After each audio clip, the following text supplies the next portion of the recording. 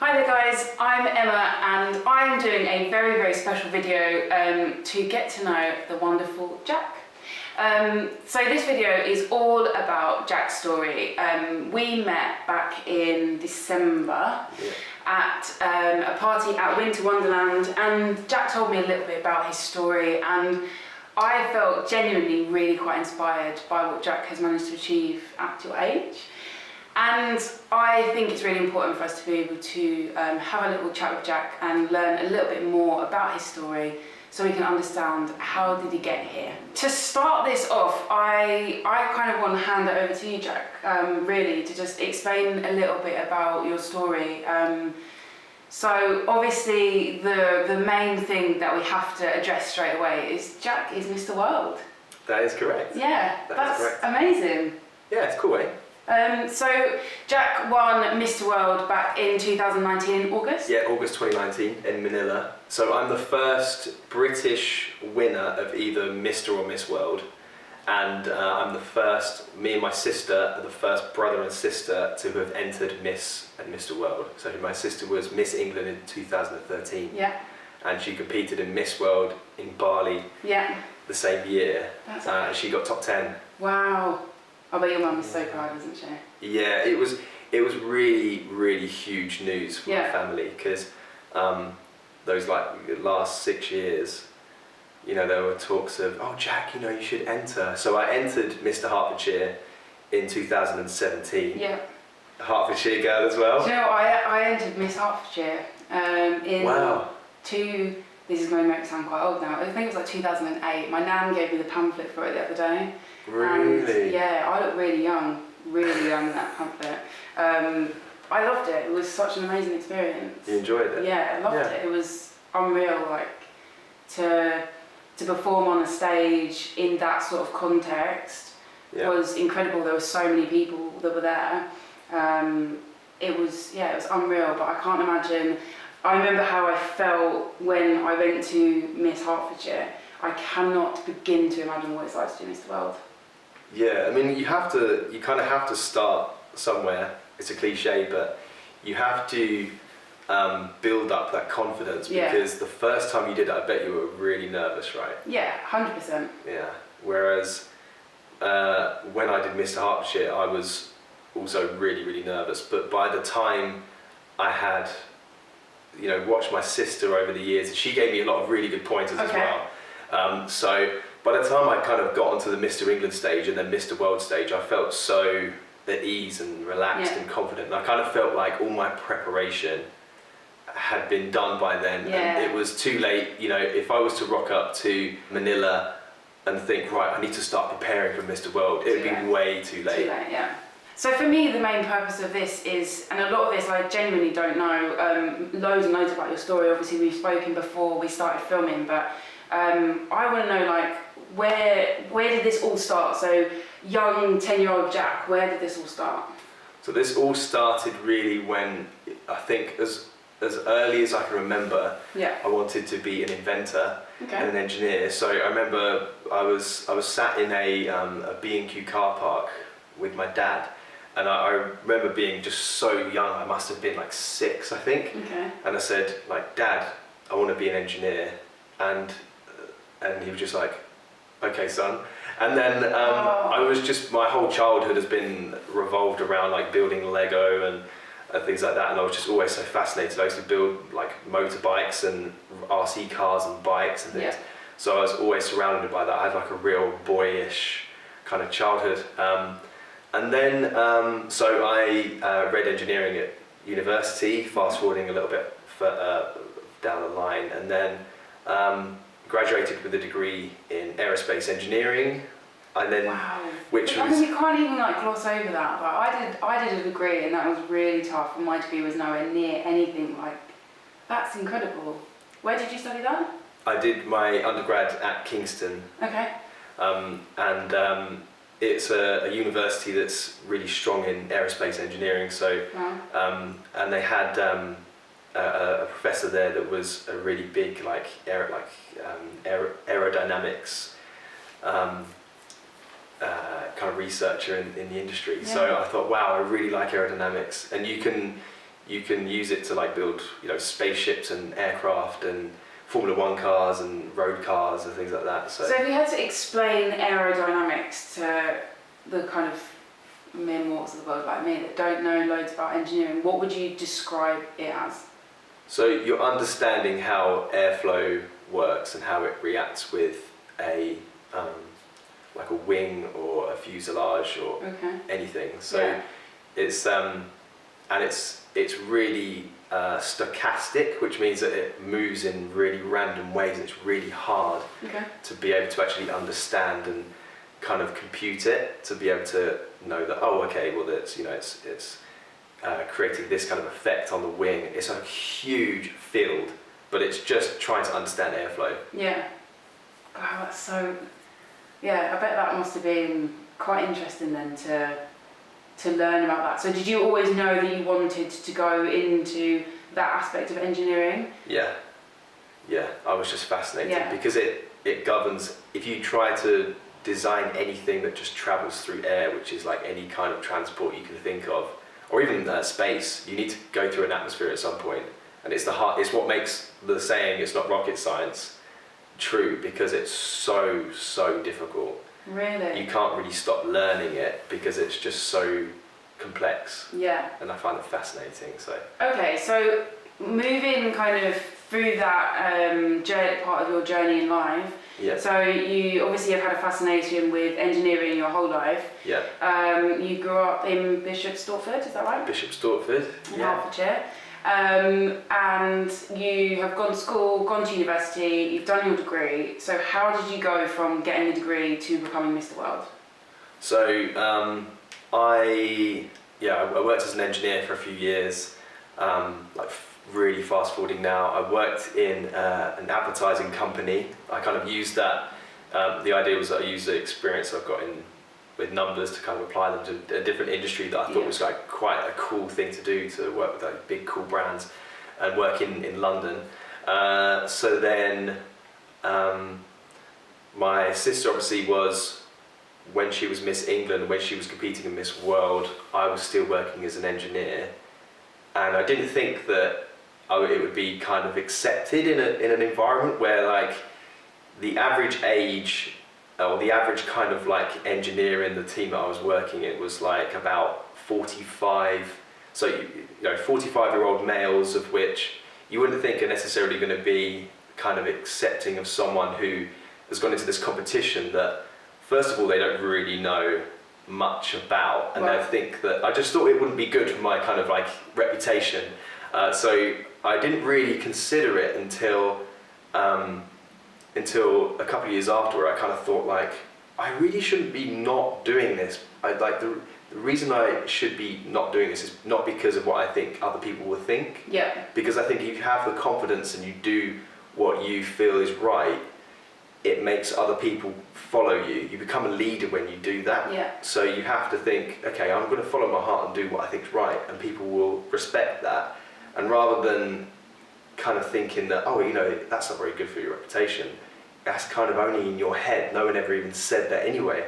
So it was more about when I decided that I could do it, when I decided that I didn't care what other people thought. Yeah. And then as soon as I decided to do that, I had the most amazing support from all of my colleagues and team, and all like the different clients I was speaking to as well. They were just so supportive, and it was all because I just made that decision just to sort of say like, I want to do this now. But it might have been different if I'd have decided that earlier on. So it was the right timing, even though in hindsight, you should just do things when you feel it's right, basically. I guess it's a journey though, isn't it? To get to that point, to feel confident. Because I'm guessing, I mean, I've seen a lot of footage from Mr World from the year that you competed. Yeah. And a lot of it's about, you know, confidence and feeling kind of happy with you and being a good, well-rounded individual, you know, and the young men that were up there that you were competing against have got some amazing stories. So yeah, I guess it's part of the journey for you to kind of make that decision to go forward and go into Mr World. Yeah. So say for instance someone was watching and they thought, do you know what, actually I really want to be part of Mr World. How do you go about being part of Mr World? You don't just like click online and think, right, apply for Mr World. How does it work? I think if you were to enter Mr World, the best advice I would give is to look into what the organisation's about. So the Miss World organisation is a charity that runs Miss World and Mr World. Okay. And what the charity does is it helps people all over the world. Julia Morley, who is the chairman and CEO of the Miss World organisation, she travels all over the world pretty much every day of the year, helping different orphanages out, helping just people that are much less fortunate. It could be anything. And really what they're looking for is someone who is already kind of thinking globally and acting locally. So they'll think about a cause that they really are passionate about and they're already doing something about. Yeah. And so my cause was that I used to race in Ironmans and triathlons, and which is a triathlon, but in other marathons and things. And I used to raise money for the children's charity called Variety. Okay. And then my cause was really about trying to educate youngsters on science and engineering and kind of make it cool, like making science cool, that kind of stuff. And to try and be a role model to youngsters and be the person that I kind of wish I had when I was younger, kind of be the role model that I wish I had.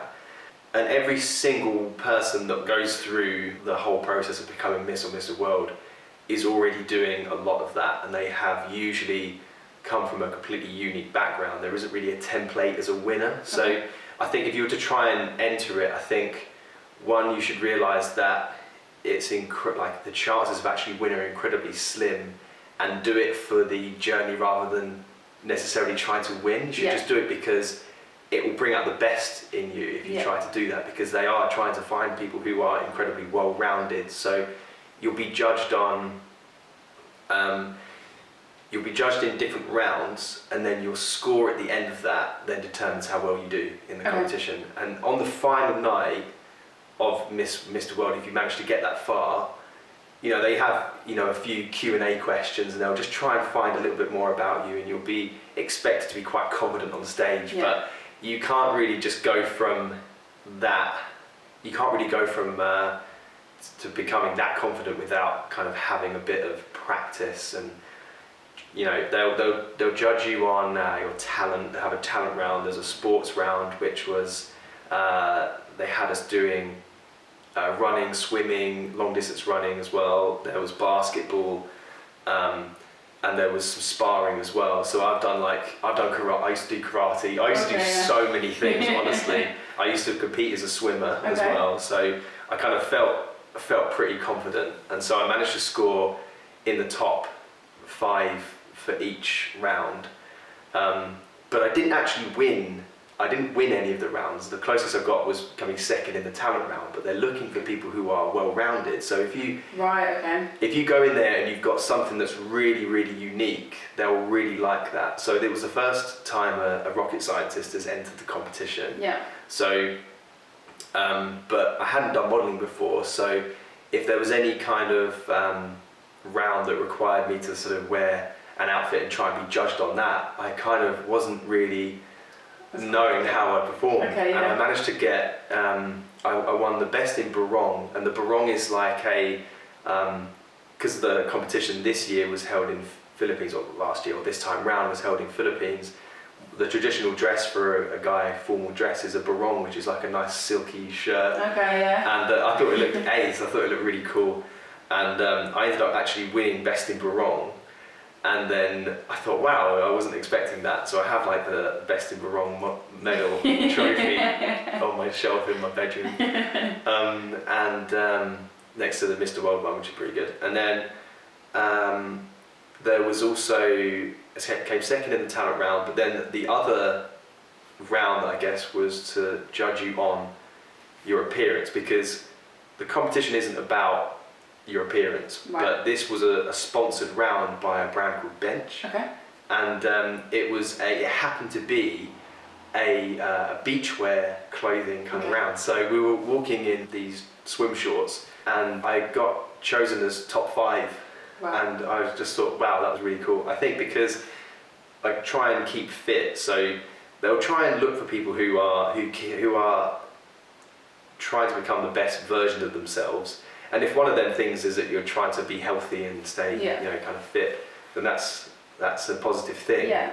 But the competition isn't, let's try and find the most attractive person in the world. Because if you go in with that level of expectation, you just won't get very far. Okay, cool. It's interesting to understand a little bit more about the pageant world, because I guess unless you're in it, then you wouldn't know how it kind of works, and obviously the point system and things like that. So that's amazing.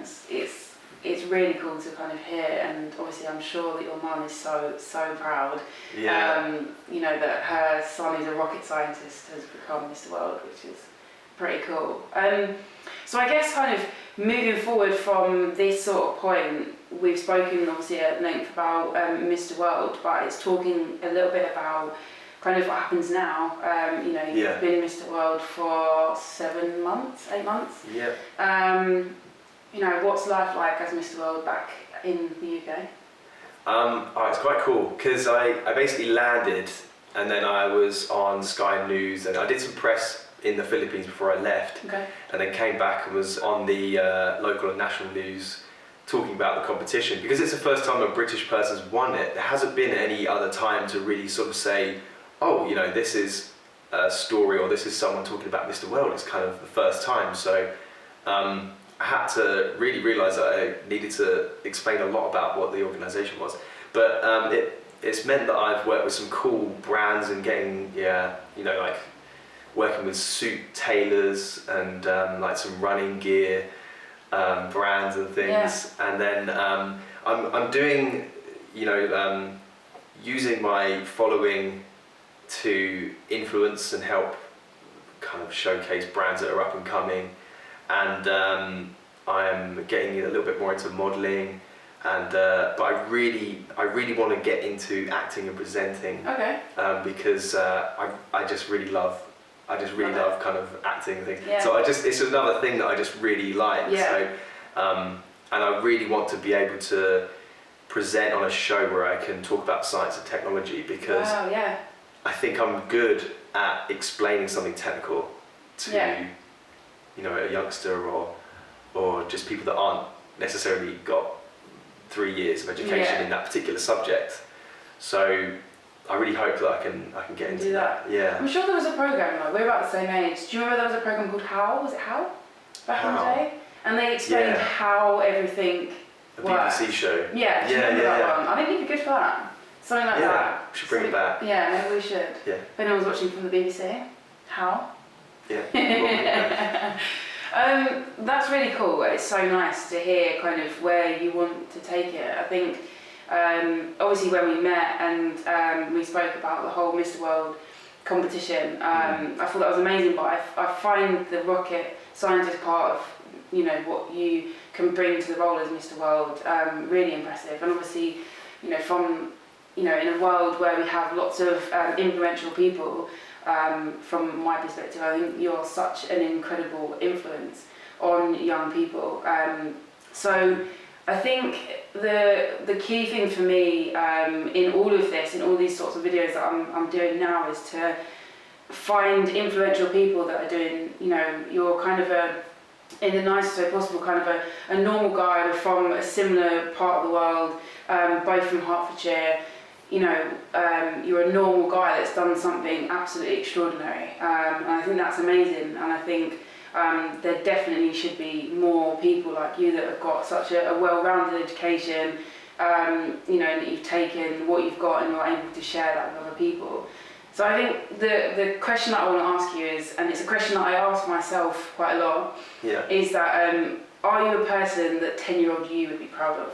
I think if I was to talk to 10-year-old me, I think I'd be telling myself to try everything, and just whatever you are really curious about, just feed that curiosity, and don't let anything kind of like kill that curiosity or that passion, because that's the essence of what makes you kind of the difference between great and kind of good. And it's so easy, like in life, to like find yourself in like a rut or like lose kind of like a direction. And a lot of people do kind of encounter that, and it takes like a skill in itself to sort of follow your heart. I know it sounds like a cliche, but you really have to, and it takes courage to do that. So you have to think about something that really interests you and excites you, and just follow it and see where it takes you. There is no way at 10 years old I'd have said, I think maybe becoming an engineer, I'd have said, you know,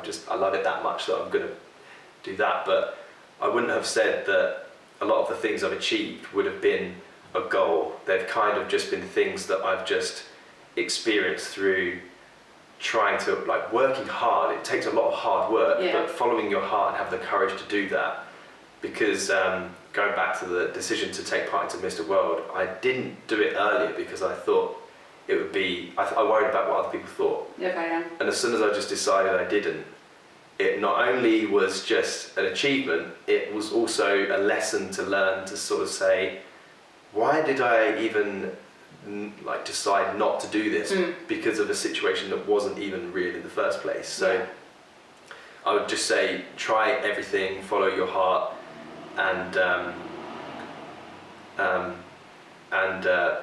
don't let anything kill that curiosity. Yeah, amazing. Thank you so much for coming to do this video. I really appreciate it. You know, me and Jack have been chatting back and forth quite a lot recently, and for me it's been really important to share your journey.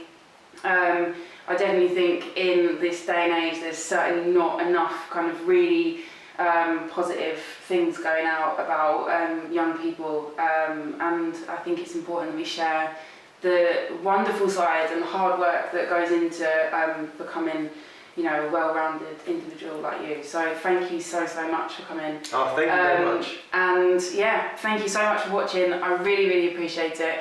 If you want to follow a little bit more of Jack's journey, then Jack, can you hand your handle over for Instagram? Is that the best way for people to get in contact with you? Yeah, shameless plug. You can follow me on YouTube and Instagram. Instagram is just at Jack Heslewood, it's just my name.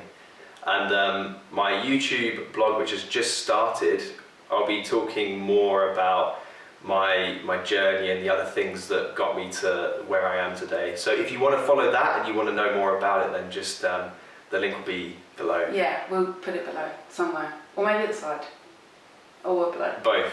Just put it thank you so much for watching. I really appreciate it, and I will put all the links to the Mr World competition and all of that in the description box below. And if you have any questions, then pop them in the comments box and we'll get back to you.